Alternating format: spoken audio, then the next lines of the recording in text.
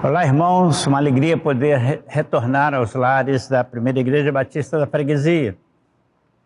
Uma alegria poder estar com os irmãos nesta oportunidade. Quero, nesse instante inicial, parabenizar os adolescentes pela programação do Dia da Bíblia no domingo passado, culto presencial. Se você não viu, não assistiu, não esteve presente aqui, acesse o nosso YouTube e vejam o culto de domingo passado pela manhã. Foi diferente, muito alegre e instrutivo. Que Deus possa abençoar os irmãos. Gostei muito da mensagem também do pastor José Rodrigo no culto da noite. Que Deus possa abençoar os irmãos. E se você ainda não veio ao nosso culto presencial, se esforce para vir, faça sua inscrição e venha. Falando em cultos, quero aproveitar para informar que nós não teremos culto presencial no dia de Natal. Costumeiramente, tradicionalmente, a nossa igreja se reúne no dia 25 para ouvir o coral da igreja na cantata. Não tivemos cantata esse ano, a pandemia impediu os ensaios, a preparação. Teremos sim, no dia 24, à noite, um momento especial quando a nossa igreja estará apresentando um culto. E gostaria muito que você, irmão, irmã, estivesse reunido com a sua família ao redor da sua televisão, do seu notebook, ou quem sabe do seu telefone, mas acompanhando atentamente o culto, participando do culto, cantando conosco, e dentro da sua programação familiar de comemoração natalina, antes do comes e bebes e da distribuição de presentes. O mesmo acontecerá na noite de 31 de dezembro. Não teremos culto presencial, teremos o culto transmitido pelo nosso canal no YouTube. Compartilhe, participe, será uma alegria. Irmãos, quero pedir as orações em favor do irmão Vinícius e irmã Suzete. Eles estão cometidos de Covid e em tratamento, sob cuidados da família, dos filhos e noras, etc. Mas vamos orar por esses queridos irmãos. Também a irmã Cleonice continua carente de nossas orações. Ela está com câncer. A irmã Marlene Santana também está com Covid. Vamos orar por ela.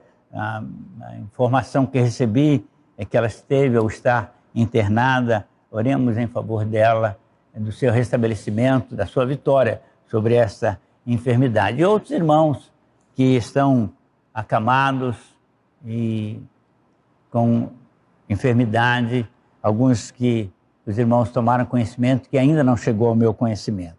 Oremos ao Senhor. Pai, te agradecemos por este momento, pela alegria de estarmos reunidos como igreja para estudo da Tua Palavra e oração. Neste instante, ó Pai, queremos colocar os nomes aqui citados, as famílias aqui citadas, e outros que não citei, Senhor, mas que é do Seu conhecimento e conhecimento da igreja. Colocamos esses queridos na Tua presença, diante do Teu trono de graça, para que, Senhor, eles possam alcançar a bênção que o Senhor tem reservada para eles. Conduza-nos no estudo desta noite. Nós oramos em nome de Jesus. Amém. Quero ler, irmãos, no texto de Apocalipse, capítulo 1, os versículos 1, 2, 3 e o versículo 7, parte do versículo 8. Revelação de Jesus Cristo que Deus deu para mostrar aos seus servos as coisas que em breve devem acontecer, que por intermédio do seu anjo notificou ao seu servo João. Bem-aventurado aqueles que leem e aqueles que ouvem as palavras da profecia e guardam as coisas nela escritas, pois o tempo está próximo. Eis que vem com as nuvens e todo olho verá, até quantos o transpassaram, e todas as tribos da terra se lamentarão sobre ele. O Senhor Deus há de vir, o Todo-Poderoso. Muitos dos que me ouvem, me assistem neste momento, aguardaram com ansiedade e expectativa a chegada do século XXI, a virada do milênio, na esperança de um novo começo, o início de uma nova era para a humanidade. Esperava-se, na ocasião, que o avanço científico, as novas tecnologias, o progresso no conhecimento e saber humano, as facilidades de um mundo moderno, nos aproximasse, nos fizesse mais próximos, mais compreensíveis, mais generosos, mais respeitadores, mais amorosos, mais igualitários, mais humanos e menos animais. Mas logo no início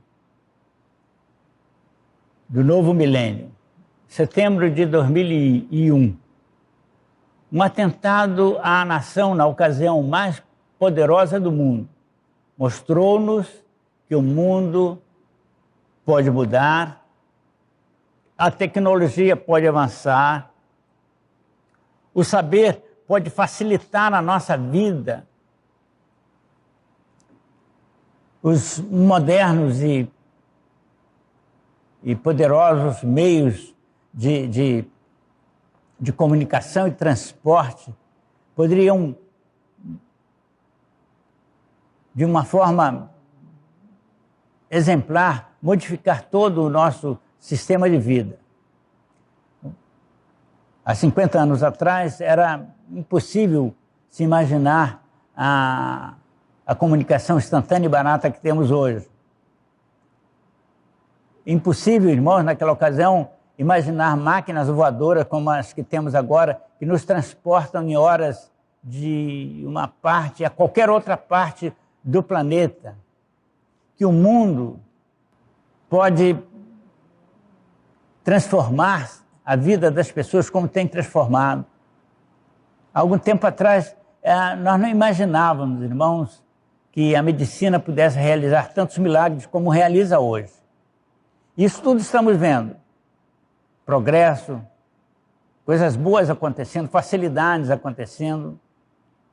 Os nossos jovens não imaginam a nossa surpresa em ver o que eles têm hoje e nós não tivemos lá atrás. Mas o ser humano, não melhorou. Ao contrário, piorou. Tornou-se mais violento. De certa forma, igualando-se ao pior dos animais, ao pior dos irracionais. A humanidade tem hoje, irmãos, toda a condição científica, tecnológica, saber, conhecimento científico impressionante. Tem condição de pesquisa impressionante. Condição de proporcionar aos povos da terra plena condição de paz, de prosperidade, de saúde, de fartura, de felicidade. Mas o mundo está envolto numa violência sem precedentes. Na área física, na área política, na área ideológica. Uma guerra a nível global está acontecendo e com raríssimas exceções, muito raríssimas exceções, os países estão lidando com crimes urbanos de toda a ordem, agressões, mortes, pilhagens, piratagens, corrupção, insegurança em todos os níveis. O gnosticismo, que havia se infiltrado na igreja cristã lá no primeiro século e foi resistido e expulso, está de volta, camuflado com roupagens, argumentos novos. Está presente em muitos dos ensinos das chamadas igrejas cristãs modernas. Em consequência aos desmandos administrativos, corrupção, ladruagem dos governos, milhões no mundo estão com fome, não têm moradia, não têm segurança, não têm saúde, estão sujeitos a doenças, a vírus, a viroses, exemplo aí do Covid-19. O mundo, meus queridos, anseia, no momento, por um líder forte, sábio, carismático, que traga paz e prosperidade para as nações, mesmo que para isso, no pensamento hoje popular, necessite de uso de força e de leis rígidas. Por todo o mundo, hoje, os povos anseiam por uma sociedade em que haja paz, justiça, bondade. Existe um crescente e progressiva expectativa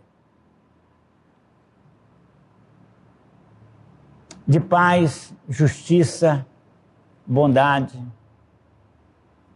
e que apareça no mundo, no cenário político, um líder, um mentor espiritual com uma consciência crística, alguém que tenha alcançado a consciência do Cristo, o Nirvana, um avatar para guiar o mundo.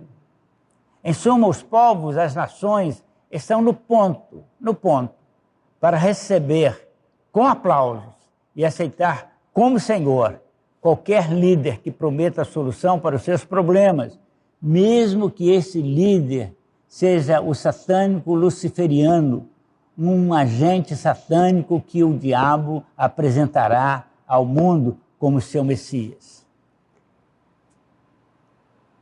Em outras palavras, irmãos, o mundo já está aí, pronto para receber o anticristo. Abra aqui um parênteses com uma observação. Vou apresentar uma publicação de uns 25 anos atrás. Essa publicação da revista Destino, uma revista da Nova Era, publicada em 1995. Eis o que publicou a revista. E esse artigo foi assinado por Susana Vilaça, uma ativista da Nova Era. Aproxima-se o momento de um novo e belo alvorecer para a humanidade, porque somos energia, como energia é o universo. E os átomos do nosso corpo, ou dos nossos corpos, são os mesmos que formam as galáxias. Ter consciência de que pertencemos a uma comunidade intergaláctica significa envolver o planeta e nossos semelhantes em vibrações de amor para tornar mais próxima a vinda do Mestre do Universo, o Cristo cósmico, que eles chamam também de Avatar. E assina Susana Vilaça. Amados, a apostasia já está em curso, preparando a manifestação do iníquo, preparando a aparição do anticristo.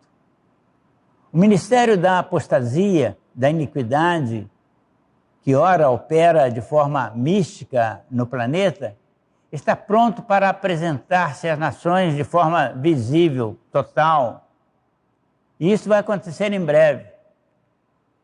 Em breve, vamos ser apresentados a um ser humano denominado biblicamente, entre outras coisas, como o homem iníquo, o homem perverso, o homem do pecado, o filho da perdição, o anticristo. O apóstolo Paulo, na epístola aos irmãos em Colosso, aos Colossenses, lá no capítulo 2, versículos 8 a 10, adverte àquela igreja: cuidado, irmãos, que ninguém se engane com vãs filosofias, com vãs sutilezas, com sutilezas enganosas pelo doutrinamento de homens conforme os ensinos do mundo sem Cristo. João apóstolo advertiu que nos últimos dias surgiriam anticristos, no plural, seres espirituais demoníacos, negando que Cristo é o Filho de Deus. E, na referência do apóstolo, aparecerá o anticristo. Estamos vivendo isso hoje, irmãos. A negação de Cristo. A cristofobia mais e mais presente na sociedade. Amados, estamos vivendo, de fato, uma época esotericamente ameaçadora para os nossos filhos, para os nossos netos, que estão aí, à mercê, nas escolas, nas faculdades, na mídia, na internet, de um ensino que prepara o mundo para uma nova era. Não a nova era de Jesus Cristo, mas uma nova era cujo Senhor será o anticristo. Ore por eles. Instrua os seus filhos, seus netos na palavra de Deus e no verdadeiro doutrinamento bíblico que fala, sim, de uma nova era, mas com Cristo. A era milenar, uma era com Cristo reinando sobre as nações. Devemos conhecer com domínio essas verdades bíblicas sobre o que Deus tem planejado para nós individualmente e para esse planeta. Domine esse conhecimento, queridos. Vamos observar um pouquinho do governo do anticristo. Vamos ler alguns textos, quero citar para os irmãos alguns textos. Apocalipse capítulo 6, versículos 1 e 2. Ao ser aberto um dos selos, vi um dos 4 seres dizer em voz alta e grave: venha e vê. Então vi um cavalo branco, com alguém assentado sobre ele, com um arco na mão, e foi-lhe dado uma coroa, e ele saiu vitorioso e para vencer. Quero destacar que esse cavaleiro não é Jesus Cristo, é o anticristo. João está referindo-se a ele aqui. Desculpem aí o pigarro. Mateus 24, 21. Porque haverá então grande tribulação, como nunca houve igual desde o princípio do mundo. Nem tampouco haverá depois. Estes textos, irmãos, que acabei de citar, referem-se ao período da tribulação e ao anticristo, que tentará enganar, ser ele o Messias, e enganará muitos. A tribulação será o período em que Satanás governará a humanidade, aspas, as nações ímpias. A grande tribulação será um período de tempo de grande angústia para os judeus e cristãos,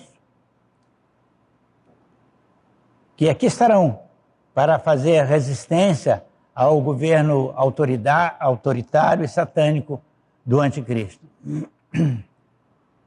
Haverá na tribulação 2 grupos distintos de crentes que passarão pelo período. Os judeus, que tiveram crido e reconhecido Cristo como Senhor, e os gentios salvos, que serão deixados para trás no arrebatamento da igreja por não serem cuidadosos, não estarem vigilantes espiritualmente e terem se descuidado. Eles sofrerão detrimento, como diz a carta de Paulo aos Coríntios, capítulo 3, versículos de 1 a 15. O Apocalipse mostra esses 2 grupos distintos de salvos na terra, por ocasião do governo do anticristo. Os israelitas e os gentios convertidos de todos os povos e nações da terra. Cito ainda Apocalipse capítulo 7, versículo 4 a 14. E vi 4 anjos sobre os 4 cantos cardeais da terra. Outras versões dizem 4 ventos da terra, retendo os 4 ventos para que não soprassem sobre a terra, nem sobre o mar, nem sobre as matas e florestas. Desculpe. E vi o anjo que estava na banda do sol nascente, aquele a quem Deus dera autoridade, dizer aos 4 anjos, aos que fora dado o poder de danificar a terra e o mar, não danifiquem a terra, não danifiquem o mar, nem as matas e florestas, até que sejam assinalados os servos do nosso Deus. E eu vi que seriam assinalados 144.000, sendo 12.000 de cada tribo de Israel.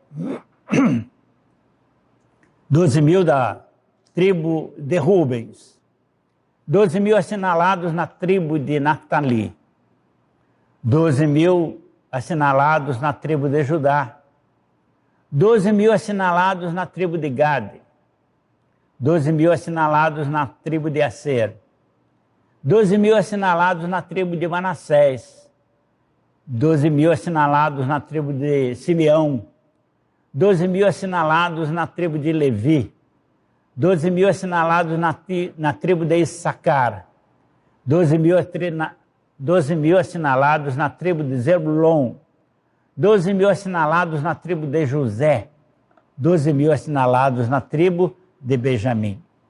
Depois olhei e vi uma inumerável multidão de todas as tribos e nações, povos e línguas, com vestimentas brancas diante do trono.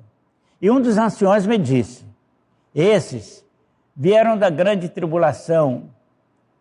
Aquele que está sentado sobre o trono os protegeu, cobrindo-os com a sua sombra.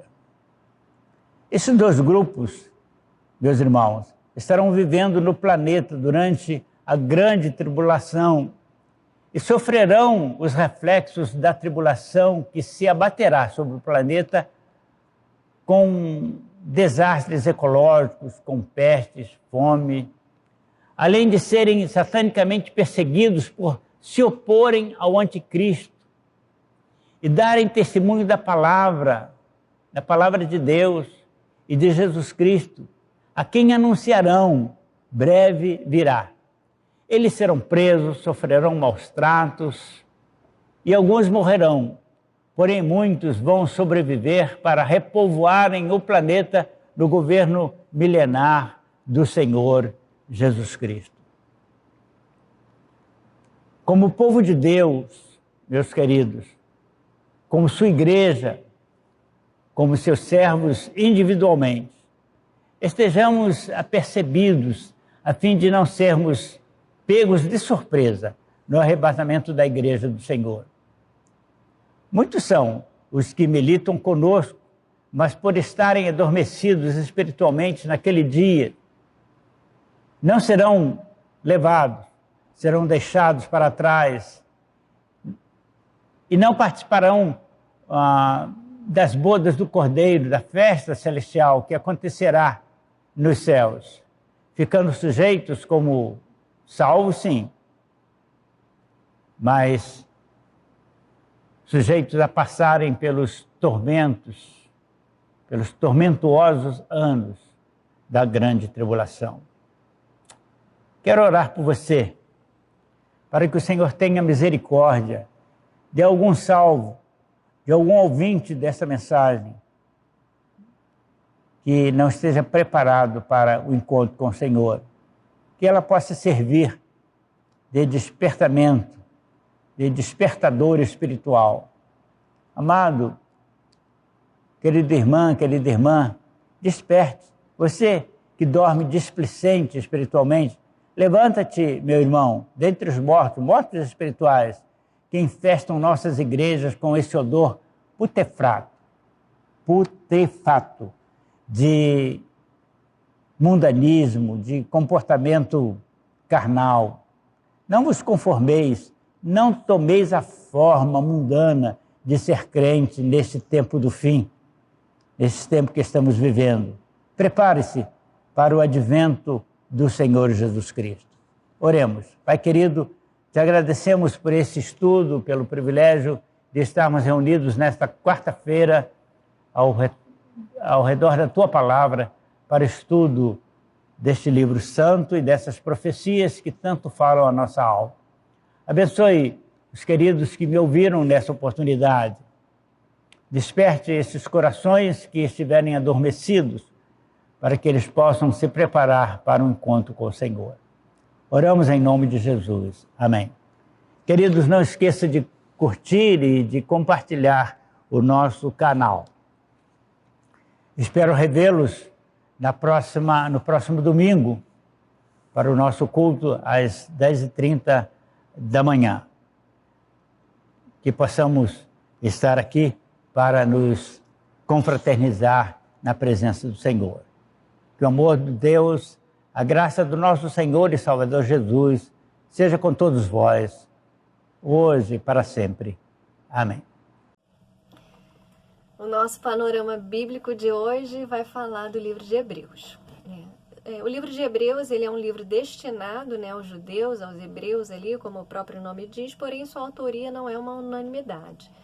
Muitos historiadores bíblicos consideravam que o autor mais provável seria Paulo, mas outros consideram também Lucas, Barnabé, Silas, Apolo, mas isso não diminui em nada a importância desse livro. Ele é um livro destinado aos judeus cristãos, e o seu conteúdo ele é uma exortação para os judeus não se afastarem da fé devido à grande perseguição que causava medo e desânimo entre os judeus cristãos. O objetivo da carta é impedir que esses judeus abandonassem a fé e voltassem para o judaísmo, para o legalismo religioso.